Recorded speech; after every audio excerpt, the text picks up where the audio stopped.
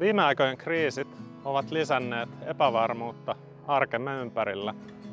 Bioenergia turvaa energiaomavaraisuutta sekä sähkön, lämmön ja liikennepolttoaineiden toimitus- ja huoltovarmuutta, etenkin kriittisinä talvikuukausina. Bioenergia ry:n tavoitteena on korkea jalostusarvo, kiertotalous sekä teollisuustuotteiden ja palvelujen vienti sekä sivuvirroista hyödynnettävä energia. Visiossamme Suomessa on maailman parhaat edellytykset tuottaa biomassaan perustuvia, kestäviä ja jopa hiilinegatiivisia tuotteita. Bioperäinen hiilidioksidi voidaan ottaa talteen, hyödyntää tai varastoida. Emme voi jättää tätä korttia käyttämättä, jotta saavutamme ilmastotavoitteet. Samalla meidän on pidettävä osaltamme huolta luonnosta.